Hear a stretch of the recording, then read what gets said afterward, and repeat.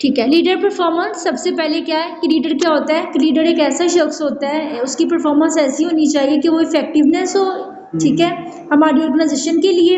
और लीडर क्या होता है कि वो अचीव करता है ऑर्गेनाइजेशन गोल्स को, पॉजिटिव वर्क इन्वायरमेंट जो है वो क्रिएट करता है, इसके साथ अपनी टीम को गाइड करता है, ठीक है, अपने ऑर्गेनाइजेशन को गाइड करता है कि उन्हें सक्सेस के लिए काम करना है। बहुत से एस्पेक्ट्स हैं, हम इसमें पढ़ेंगे। सबसे पहले strategic thinking and vision. Strategic thinking and vision में है कि उसके पास एक ऐसी थिंकिंग होती है जिसके बारे में वो अभी का सोचने के साथ साथ फ्यूचर का भी सोचता है, और उसको क्या करता है, जो फ्यूचर के बारे में उसका विजन होता है उसको ट्रांसलेट करता है किस तरह से एक्शनेबल प्लान में, किस तरह से इसको रियल लाइफ में इम्प्लीमेंट किया जाए।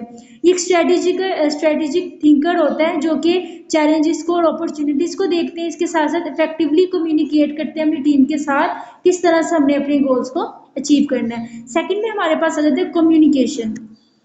कम्युनिकेशन क्या होता है कि एक अच्छा लीडर होता है कि इसका अच्छा कम्युनिकेशन हो अपने एम्प्लॉयज़ के साथ, ठीक है, अपने वर्कर्स के साथ। इफेक्टिव लीडर्स जो है वो कम्युनिकेट करते हैं अपने एम्प्लॉयज़ के साथ, अपने टीम मेंबर्स के साथ क्लियरली, ओपनली और ट्रांसपेरेंटली। मतलब कि वो कहते हैं कि जो हम इनको बताएं, जो हम ऑब्जेक्टिव चाहते हैं वो हमें, मतलब कि वो करके दिखाएं, उसका अक्सर में भी नजर आए। तो बताने का मकसद इसमें ये है कि जो कम्युनिकेशन, जो एक लीडर, एक अच्छा लीडर होता है ना, उसका कम्युनिकेशन इतना अच्छा होना चाहिए कि वो इस तरह ना करे कि अगला उससे बात ओपनली नहीं कर सकता, इसको भी क्लियरली बात करना चाहिए, उनको लीड करना चाहिए जहाँ पे उन्हें प्रॉब्लम फेस करनी पड़ती है। ये गोल्स को जो है वो आर्टिकुलेट करते हैं, फीडबैक्स प्रोवाइड करते हैं, इसके साथ साथ ये अच्छे लिसनर्स होते हैं। अच्छे लिसनर्स इस तरह से होते हैं कि वो फीडबैक को सुनते भी हैं, जो भी उनके एम्प्लॉयज़ उनके बारे में, इनके टीम मेंबर उनके बारे में फीडबैक देते, चाहे वो अच्छी या बुरी, उसको सुनते भी हैं, और उस पर अगर कोई चेंजिंग कंडीशन होती है उसको भी करते हैं। लेकिन ये इस तरह से भी होते हैं, गुड लिस्टर इस तरह से भी होते हैं कि वो फीडबैक अपनी टीम को खुद भी देते हैं, और उनकी भी जो भी कंसर्न्स हैं, उनके अपनी टीम्स के आइडियाज़ हैं, उनको भी एक्टिवली जो है वो सुनते हैं। Motivation, inspiration. एक अच्छा लीडर क्या होता है, बेस्ट लीडर क्या होता है कि वो दूसरों को अपनी पर्सनैलिटी से जो है वो इंस्पायर करते हैं, मोटिवेट करते हैं अपने टीम मेंबर्स को कि वो भी ग्रेट थिंग्स को अचीव करें। ये पॉजिटिव और स्पोर्टिव वर्किंग इन्वायरमेंट जो है वो बनाते हैं, जहाँ पे लोग अपने आप को जो है वो वैल्यूड समझ, उनको समझा, वो समझते हैं कि हमें बहुत इंपॉर्टेंस दी जा रही है इस ऑर्गेनाइजेशन में। इसके साथ साथ वो और अच्छे तरीके से एम्पावरमेंट के साथ अपना और काम करते हैं। Delegation and empowerment. Strong leaders know they can do everything themselves. जो स्ट्रॉन्ग लीडर्स होते हैं ना, वो ये समझते हैं कि ये तमाम काम हम खुद से नहीं कर सकते, इसके लिए हमें पूरी टीम की ज़रूरत है। ये नहीं कहेंगे कि ये तो मुझे भी आता है, ये भी मुझे आता है, आप नहीं कर सकते, बल्कि वो ये कहते हैं कि टीम के बगैर हम कुछ नहीं कर सकते। इसलिए वो क्या करते हैं, स्किल्स को, जो भी उनका कोई प्रोजेक्ट होता है, काम होता है, उसको डेलीगेट कर देते हैं, उन टास्क को अपने टीम मेंबर्स के साथ। जैसे कि फॉर एग्जांपल एक ऑर्गेनाइजेशन है, उसमें देखो कितने डिपार्टमेंट्स होते हैं, फाइनेंस का अलग होता है, मार्केटिंग का अलग होता है, ठीक है। तो इस तरह से वो उसको अपनी स्किल्स को डेलीगेट कर, उन टास्क के अकॉर्डिंग, जो उनकी स्किल्स होती है उसके अकॉर्डिंग जब वो टास्क को डेलीगेट कर देते हैं और अपने टीम मेंबर से कहते हैं, ओनरशिप देते हैं उनको इस काम की, या इस ये काम आपने करना है, इसकी ओनरशिप जो है वो आपके पास है। इस तरह से उस काम को ज़्यादा अच्छे तरीके से करेंगे। फिर हमारे पास आ जाता है डिसीजन मेकिंग। डिसीजन मेकिंग में क्या होता है कि जो लीडर्स होते हैं वो टाइमली जो है वो कोई भी फैसला करते हैं, और उसके अकॉर्डिंग जो है वो फैसले सुनाते हैं। मतलब कि एक अच्छा लीडर वही होता है जो टाइम पे फैसले करे और अच्छे करे। जितनी बड़ी ऑर्गेनाइजेशन होगी ना, उतना ही ज़्यादा टाइम टेकिंग काम होगा, सोच समझ के अच्छे तरीके से करना। और अगर छोटी ऑर्गेनाइजेशन होगी तो ज़रा जल्दी वो डिसीजन ले लेंगे। तो ज़रूरी इसमें यह है कि काम जल्दी या बात की बात नहीं है, बात यह है कि आप लोगों ने सही फैसले सही वक्त पे लेने हैं, ठीक है। इफेक्टिव लीडर्स जो है वो क्या करते हैं, रेलिवेंट इंफॉर्मेशन कंसीडर करते हैं, कंसल्ट करते हैं स्टेक होल्डर से अगर नेसेसरी है तो। इसके अलावा वो डिसीजन लेते हैं जो कि आपकी ऑर्गेनाइजेशन के ऑब्जेक्टिव्स और वैल्यूज़ के अकॉर्डिंग हो। अच्छा, इसके साथ से लीडर जो है वो बहुत से टफ डिसीजंस भी उनको बाज़-औक़ात जो है वो लेने पड़ जाते हैं। जैसे कि देखो कोरोना के डेज़ में क्या हुआ था कि ऑर्गेनाइजेशंस, कंपनीज़ वग़ैरह बंद हो रही थी और एम्प्लॉइज़ को निकाला जा रहा था। तो ये है कि इस तरह की लीडर्स होने चाहिए जिनको आगे का भी, फ्यूचर का भी पता हो, वो फिर इस तरह से अपनी डिसीजन लें कि अगले के लिए वो हार्मफुल ना हो, मतलब कि वो भी ईज़िली एक्सेप्टेबल उनके लिए भी हो। Effective leaders can weigh the pros and cons of different options and make sound decision in a timely manner। अब जो इफेक्टिव लीडर्स होते हैं वो प्रोज एंड कॉन्स दोनों को देखते हैं, मतलब एडवांटेजेस भी देखते हैं, डिसएडवांटेजेस भी देखते हैं डिफरेंट ऑप्शंस के। फिर उसके बाद वो उसको अच्छे तरीके से मैनेज करने की कोशिश करते हैं। जैसे फॉर एग्जांपल कोरोना के डेज़ में अगर सारे एम्प्लॉइज़ को निकाल दिया जाता या फिर उन बिल्कुल आधे को निकाल दिया जाता, उनकी सैलरीज़ बंद कर दी जाती, तो वो किस तरह से सर्वाइव कर सकते थे। तो एक अच्छा लीडर यही सोचेगा ना, वो कहेगा कि अगर मेरे टीम मेंबर 10 है, तो मैं क्या करूँगा कि हाफ को कहूँगा कि आपने इन डेज़ में काम करना चाहिए, ऑनलाइन करो 5 को, और 5 को कहूँगा कि आपने बाकी 15 डेज़, हाँ 15 डेज़ आपने हाफ मंथ आपने काम करना है, हाफ मंथ आपने, सैलरी भी हाफ हो जानी थी और बर्डन भी सबका कम होना था, बर्डन भी कम होना था। तो अच्छा, जो बताने का मकसद है, जो अच्छा लीडर होता है ना, वो इस तरह टाइमली चीज़ सोचना शुरू कर देता है कि इस तरह का मैं फैसला करूँ कि अगले के लिए भी बुरा ना हो और हमारी ऑर्गेनाइजेशन के लिए भी बुरा ना हो। फिर आता है बिल्डिंग रिलेशनशिप्स, कि एक अच्छा जो लीडर होता है ना, बेस्ट लीडर होता है, वो टाइम टेकिंग मतलब कि टाइम टेक लेता है, मतलब कि अपने एम्प्लॉयज़ के साथ, अपने टीम मेंबर्स के साथ एक अच्छा स्ट्रॉन्ग रिलेशनशिप जो है वो बिल्ड करे। They get to know their people on a personal level, understand their strength and weakness. उसको ये भी पता होता है, वो एक तो टाइम टेकिंग प्रोसेस ही होता है कि अपने एम्प्लॉयज़ को जानना, टीम मेंबर्स को जानना। फिर जब उन्हें पर्सनली भी जान लेते हैं, जब उनको अंडरस्टैंड कर लेते हैं, फिर उसको पता होता है कि मेरे इस टीम मेंबर को कौन-सी उसकी स्ट्रेंथ है, कौन-सी वीकनेस है, तो जो उसको आता है मुझे उससे रिलेटेड उसको काम देना चाहिए, ना कि उससे उसकी बहुत से ज़्यादा उस पर जो है वो काम डाल दिया जाए। एडॉप्टेबिलिटी एंड चेंज मैनेजमेंट। अब यहाँ पे है कि जो लीडर है ना, उसको फ्लेक्सिबल होना चाहिए। एडॉप्टेबिलिटी का मतलब ये होता है कि जैसे फॉर एग्जांपल मैं क्लास में आपको पढ़ाने आई हूँ, तो मैंने आपको एक मेथड पढ़ाया, एक लेक्चर मेथड से मैं आपको पढ़ाया, कुछ बच्चों को नहीं समझ आ रही, ठीक है, मैं ये करूँगी, मैं उस टाइम पे 7 एग्जाम्पल्स ऐड कर दूंगी, या मैं आपको ऑडियो विजुअल एड्स के थ्रू को समझा दूंगी। एडॉप्टेबिलिटी का मतलब है कि टाइम के साथ जिस तरह चीज़ें चेंज हो रही हैं, आप खुद को भी उस तरह से चेंज करने की कोशिश करो। बिजनेस वर्ल्ड जो है वो कॉन्स्टेंटली चेंज होता रहता है, और एक सक्सेसफुल लीडर वो होता है जो कि अडॉप्टेबल हो, जो कि टाइम के साथ साथ, सिचुएशन के साथ साथ खुद को भी वैसे अडॉप्ट कर ले। They can effectively manage change, वो इफेक्टिवली जो भी चेंजेस आती हैं उसको मैनेज कर लेता है, और अपनी टीम को भी बता देता है कि इस टफ टाइम में, इस पीरियड में उसको किस तरह से रहना है, जिस तरह मैंने आपको कोरोना वाला बताया, ठीक है। तो उसमें भी यही है ना कि किस तरह टाइम चेंज है, हमने खुद को भी उसके मुताबिक किस तरह ढाल लेना है। अब अगर उन लोगों का पहले से ही जिस तरह ऑनलाइन क्लासेस होती रही हैं, इस तरह से ऑनलाइन वर्क, अगर उनके पास पहले ही वो मतलब किस तरह की इक्विपमेंट्स उनके पास अच्छे से अच्छे इंटरनेट फैसिलिटीज़ हों, जैसे स्कूल्स वगैरह में, कॉलेजेस में, अगर ऑनलाइन आप एजुकेशन भी बच्चों को देते हो, तो इंटरनेट का इशू ना, इस तरह कोई प्रॉब्लम ना हो, आपका काम जो वो साथ साथ चलता रहे। फिर विजन एंड स्ट्रैटेजी, वो ये वही वाली बात है कि क्लियर विजन उसका होना चाहिए ऑर्गेनाइजेशन का, और वो स्ट्रैटेजीज भी इस तरह से बनाए ताकि उसको अचीव कर सके। वो टीम मेंबर्स ताकि उससे इंस्पायर हो, मोटिवेट हो टीम मेंबर्स उससे, और इस तरह से जो भी उसने अपना, उसके माइंड में विजन है, उसको जो है वो उसके लिए स्टेप्स, एक्शनेबल स्टेप्स उठाए जाए ताकि हम उसको अचीव करें।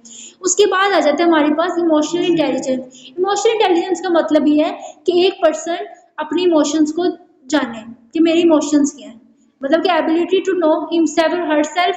सेकंड पे ये होगा कि वो एक तो अपने इमोशन जाने, इसके साथ साथ वो दूसरों के भी इमोशंस को देख के पता लगाए कि इसकी इमोशंस किस तरह से है, और बाद में थर्ड पे कि वो उनको कंट्रोल करने की भी उसकी एक हो कि मुझे एक पर्टिकुलर सिचुएशन में अगर मेरा कोई इमोशंस ऐसे हैं, तो मुझे किस तरह से अपने इमोशंस को कंट्रोल करना है, ठीक है।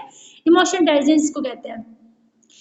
अब ये भी है, काफ़ी रिसर्चर्स ने इस बात पे रिसर्च किया है कि जिन लोगों का बिजनेस में रिसर्च इमोशनल इंटेलिजेंस हाई होता है ना, तो उनके लिए बेनिफिशियल है कि वो बिजनेस में तरक्की करते हैं, बजाय उनके कि जिसका इमोशनल इंटेलिजेंस हाई नहीं होता। इसकी ये एग्जांपल होगी कि जैसे कि कोई मैनेजर है या कोई लीडर है, उसके एम्प्लॉय ने उसे कुछ थोड़ा बहुत कुछ कह दिया, टाइमली काम नहीं किया, तो वो क्या करेगा, गुस्सा करेगा, हाइपर हो जाएगा गुस्सा करेगा, हाइपर हो जाएगा, तो इससे वो उसका एक अच्छा इम्पैक्ट नहीं पड़ेगा, ठीक है।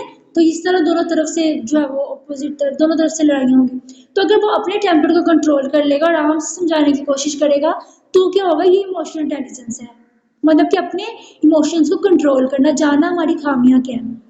Leaders with high emotion intelligence understand and manage there emotion and those of others respectively. वो तो अपने इमोशंस को जानते हैं, मैनेज करना भी जानते हैं, इसके साथ साथ वो दूसरों के इमोशंस को भी जानते हैं।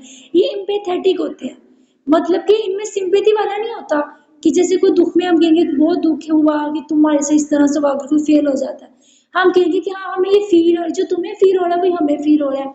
कोई किसी का कोई बीमार है, किसी एम्प्लॉय का, तो हम उसको ये नहीं कहेंगे कि तुम क्यों नहीं आए, तुम्हें ये तुम्हारा डिडक्ट कर दी जाएगी तुम्हारी सैलरी, तुम्हें प्रमोशन नहीं दी जाएगी, बल्कि हम कहेंगे कि आई अंडरस्टैंड योर सिचुएशन, कि मैं भी सेम फील कर रहा हूँ जो आप सेम फील कर रहे हो।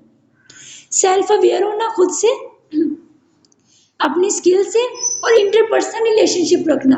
इंटरपर्सन का मतलब होता है, एक होता है इंट्रापर्सनल रिलेशनशिप, एक होता है इंटरपर्सनल रिलेशनशिप। इंट्रापर्सन होता है खुद से बातें करना, इंटरपर्सन होता है अपने टीम मेंबर से बातें करना, अपने साथ के लोगों से बातें करना।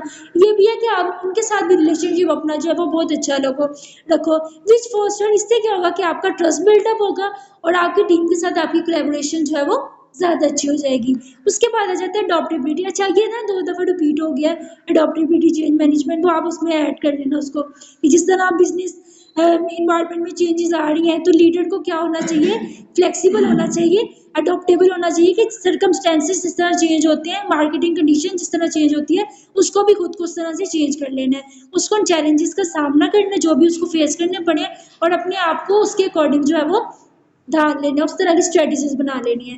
Team building and development, leaders जो है वो इम्पोर्टेंट रोल प्ले करते हैं टीम्स बनाने में, और जो है वो डिवेलपिंग करना इंडिविजुअल टीम मेंबर्स को, ठीक है। अच्छे अच्छे टीम मेंबर्स, कोई अगर हमें वो जो है वो लीडर्स वो होते हैं ना, जैसे फॉर एग्जांपल लीडर का रोल अभी हमने पहले पढ़ा था, लीडर्स बनते कैसे, इमरजेंस बनते कैसे हैं। कुछ लीडर्स को बायोलॉजिकल वैसे होते हैं कि वो बड़े सोशलेबल होते हैं, कुछ लीडर्स ऐसे होते हैं, वो मैं आपको फिर नेक्स्ट लेक्चर में आपको मैं पढ़ा दूंगी। और कुछ लीडर्स ऐसे होते हैं कि जैसे क्लास में टीचर ने एक बच्चों को ग्रुप एक्टिविटी दे दी कि आपने ये काम करना है, तो उसमें से एक आधा बच्चा क्या करेगा, वो किएगा, जैसे 3 का 4 का ग्रुप टीचर ने बना दिया कि आपने ना ये प्रेजेंटेशन देनी है, तो एक बच्चा क्या करेगा, उसमें से वो कहेगा बाकी कहाँ टीम मेंबर्स मेरे, मुझे पकड़ के ला दो, तुम भी आओ, कि हमने इस मिलकर काम करना है। वो जो आगे आगे होकर सबको पकड़ रहा होगा ना कि आओ काम करना है, तो वो होगा लीडर, वो फिर उसको लीडर बना दिया जाएगा। कुछ लीडर इस तरह से बनते हैं और कुछ लीडर इस तरह से बनते हैं कि जैसे फॉर एग्जांपल हम किसी नॉर्दर्न एरियाज में गए, हमने वहाँ का नहीं पता, किसी एक शख्स पहले भी वो वहाँ पे गया हुआ है, और जैसे हम ट्रिप पे गए हैं, तो वहाँ पे एक बच्चा पहले से गया हुआ, उसको उन जगह का पता है, तो वो क्या करेगा, उन प्लेसेस पे खुद आगे ले लेकर जाएगा, तो उस टाइम पे वो हमारा लीडर होगा, ठीक है। तो ये इंपॉर्टेंट रोल प्ले करते हैं। The first sportive inclusive work culture, ये फिर ऐसा स्पोर्टिव वर्क कल्चर बना देते हैं अपनी ऑर्गेनाइजेशन का। और इंक्लूसिव का क्या मतलब होता है, सबको सेम देना, मतलब कि सेम प्रायोरिटीज देना, सेम वर्क देना, हाँ इक्विटी। ये नहीं कि मतलब कि एक को काम ज्यादा दे दिया, एक को कम दे दिया, ये फिर उसके खिलाफ है। इसमें मतलब कि इंक्लूसिव वर्क कल्चर, कि सबको बराबरी जो है वो किया, मतलब बिल्कुल मिनॉरिटीज में से भी है, लेकिन हमने इस तरह का इन्वायरमेंट बनाया है कि सबको सेम लेवल पे और सेम काम दिया जाएगा, चाहे वो किसी भी कल्चर से बिलोंग करते हो। तो इससे भी जो है वो अच्छे लीडर का ये काम है। इसके अलावा वो कोलैबोरेशन पे इनकरेज करेगा, आपको अपॉर्चुनिटीज प्रोवाइड करेगा ग्रोथ एंड डेवलपमेंट की, किस तरह आप अपने ऑर्गेनाइजेशन को अपनी स्किल्स की ग्रोथ एंड डेवलपमेंट पे काम कर सकते हो। फिर हमारे पास आ जाता है परफॉर्मेंस मैनेजमेंट। इफेक्टिव लीडर्स क्या होते हैं, उनकी जो एक्सपेक्टेशंस, क्लियर एक्सपेक्टेशंस होती हैं उनकी परफॉर्मेंस से, और वो टीम मेंबर्स की जो फीडबैक भी उन्हें देते हैं और उनसे लेते भी हैं, ठीक है। वो क्या करते हैं, रिकॉग्नाइज करते हैं रिवॉर्ड अचीवमेंट्स की बात, मतलब कि वो कहते हैं कि अगर कोई अच्छा काम करेगा तो उसको जो है वो रिवॉर्ड्स भी दिए जाएंगे, वो परफॉर्मेंस को एड्रेस करते हैं। इसके अलावा जो भी इश्यूज होते हैं उसको कंस्ट्रक्ट करने, मतलब कि उसको रिजॉल्व करने की कोशिश करते हैं, और अपने एम्प्लॉयज़ को हेल्प करते हैं कि अपनी फुल पोटेंशियल से काम करो, ठीक है। कोई अच्छा काम करते हैं, थोड़ा अच्छा काम किया तो आप उसको मोटिवेट करो, आप बहुत अच्छा कर दो तो वो इससे मजीद बेहतर काम करेगा। फिर आ जाता है एथिकल लीडरशिप। एथिकल में ये होता है कि वैल्यूज़ को देखना, एथिक्स को देखना, किसी के लिए कोई हार्मफुल साबित ना हो, किसी को आपने डांटना नहीं है, या फिर किसी को आपने बुली मतलब कि गालियाँ वगैरह नहीं देनी, या किसी को साइकोलॉजिकल भी आपने जो है वो टीच नहीं करना। Leaders must uphold high ethical standard, leaders को क्या करना चाहिए, अपने एथिकल स्टैंडर्ड्स को हाई रखना चाहिए, और उसको जो है वो डिसीजन मेकिंग करते वक्त और एक्शंस लेते वक्त इन सब चीज़ों को माइंड में रखना चाहिए कि कोई किसी के अगेंस्ट ना हो, ठीक है। They promote fairness, honesty and accountability with our organization and serve as role models for ethical behaviour. अब ये क्या लीडर्स को प्रमोट करना चाहिए, फेयरनेस, ऑनेस्टी, ठीक है, सच्चाई को और अकाउंटेबिलिटी को उसने ये देखना है ऑर्गेनाइजेशन में, और उसको अपने आप को as a role model consider उनको करवाना है कि एथिकल बिहेवियर मतलब कि हम सच बोलते हैं, होनेस्टी से काम करना है, ठीक है। इस तरह की उसको अपनी एथिकल जो है, जो भी उसने अगर डिसीजंस लेने हैं उसको इस बेस पे लेने हैं, ठीक है।